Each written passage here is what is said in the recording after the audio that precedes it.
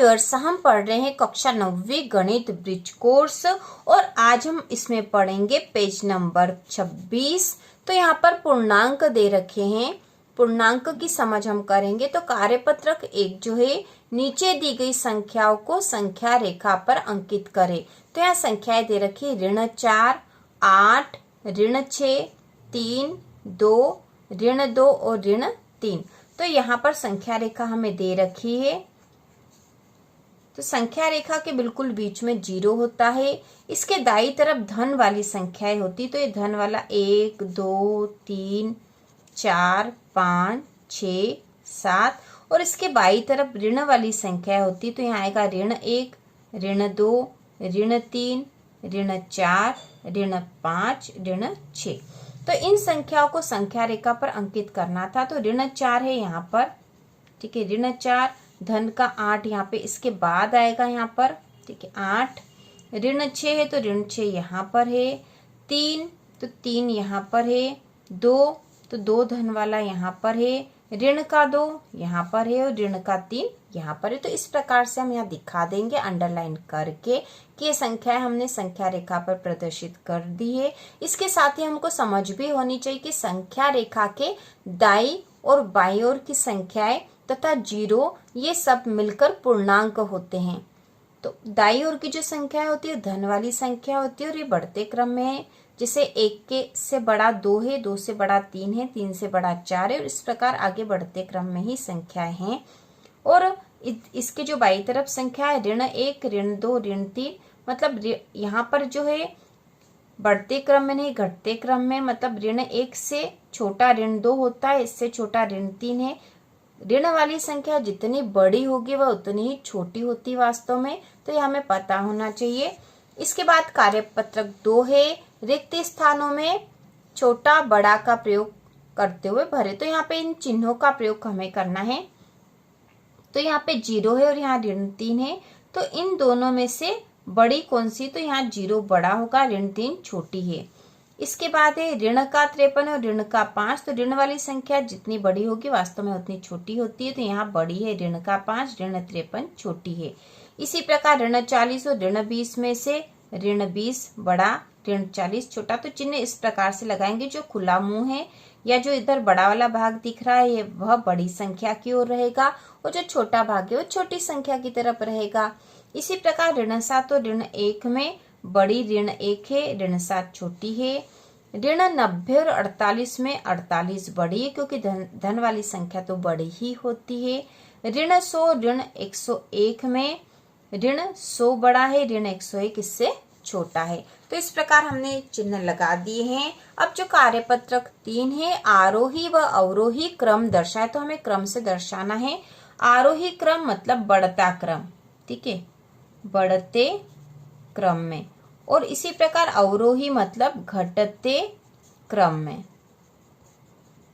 ठीक है। बढ़ते क्रम में मतलब सबसे पहले छोटी संख्या आएगी, उससे बड़ी, फिर उससे बड़ी, उससे बड़ी, इस प्रकार बढ़ती हुई क्रम में हम संख्या जमाएंगे। और घटते क्रम में सबसे पहले हम सबसे बड़ी संख्या जमाएंगे, फिर उससे छोटी, फिर उससे छोटी, तो इस प्रकार यहाँ जमाया जाएगा। तो सबसे पहले हम आरोही मतलब बढ़ते क्रम में जमाएंगे। तो इसके लिए हमें यहाँ से सबसे छोटी संख्या पहले ढूंढनी पड़ेगी। तो यहाँ पे सबसे छोटी संख्या है ऋण 7, उसके बाद ऋण 7 छोटी है, इससे जो बड़ी होगी ऋण 1, फिर इससे बड़ी है 3 और इससे भी बड़ा है 7। तो इस प्रकार हमने बढ़ते क्रम में जमा दिया आरोही क्रम में। इसके बाद जो अगला जो दूसरा वाला है इसको भी हम आरोही क्रम में जमाएंगे, मतलब सबसे पहले छोटी फिर उससे बड़ी संख्या। तो यहाँ जो छोटी संख्या ऋण 9, ऋण 7, 6 और ऋण 3 में सबसे छोटी ऋण 9 है, तो ऋण 9। इसके बाद इससे बड़ी हो जाएगी ऋण 7, फिर इससे बड़ी ऋण 3 और इससे बड़ी 6। उसी प्रकार प्रश्न नंबर 3 में जो ऋण 6, 0, 8 और 2 है, इसको हम आरोही क्रम में जमाएंगे। तो सबसे छोटी यहाँ पे हो जाएगी ऋण 6, फिर इससे बड़ी 0, फिर इससे बड़ा 2 और फिर इससे बड़ी 8। इसके बाद जो अगली संख्या है, तो इसमें सबसे छोटी संख्या जो है ऋण 9, फिर इससे बड़ी हो जाएगी ऋण 3, फिर इससे बड़ी ऋण 2 और इससे बड़ा 8। इसके बाद जो अगला 5वां प्रश्न है, इसमें सबसे छोटी संख्या है ऋण 3, फिर इससे बड़ी ऋण 1, फिर इससे बड़ा 1, फिर इससे बड़ा 9। इसके बाद जो छठा है, इसमें है ऋण 4, 3, 7 और ऋण 8। तो इसमें सबसे छोटी संख्या है ऋण 8, फिर इससे बड़ी है ऋण 4, इससे बड़ा है 3, इससे बड़ी है 7। इसी प्रकार अब जो इस वाले भाग में हम अवरोही क्रम में जमाएंगे, मतलब घटते क्रम में। तो इस क्रम में सबसे पहले बड़ी संख्या लिखेंगे और उससे फिर छोटी। तो यहाँ जो ऋण 4, 2, ऋण 1 और 3 दे रखे, इसमें सबसे बड़ी संख्या देखो, ये 2 तो ऋण वाली है और ये 2 धन वाली है। तो ऋण वाली से धन वाली संख्या बड़ी होती है, और इसमें भी ये 2 है और ये 3 है, तो सबसे बड़ी 3 है। तो यहाँ आ जाएगा सबसे पहले 3, फिर इससे छोटा 2 है, फिर इससे छोटी ऋण 1 है, और फिर इससे छोटी ऋण 4। इसी प्रकार इसको जमाएंगे तो सबसे बड़ी संख्या यहाँ पर है धन वाली 7, फिर इससे जो छोटी संख्या है वह है ऋण 3, फिर इससे भी छोटी संख्या है ऋण 5, और इससे भी छोटी संख्या है ऋण 6। इसके बाद जो अगली है, इसको अवरोही क्रम में जमाएंगे। तो यहाँ दे रखा 2, 8, ऋण 2 और 7। तो यहाँ पर सबसे बड़ी संख्या 8 है, फिर इससे छोटी संख्या 7, फिर इससे छोटी है 2, और फिर सबसे छोटी ऋण 2। इसके बाद जो अगला चौथा प्रश्न है, चौथे में भी हम इसी क्रम में जमाएंगे। तो चौथे में यहाँ पे दे रखा है 4, ऋण 4, ऋण 9 और 1। तो इसमें सबसे बड़ी संख्या 4, फिर इससे छोटी 1, फिर इससे छोटी ऋण 4 और सबसे छोटा है ऋण 9।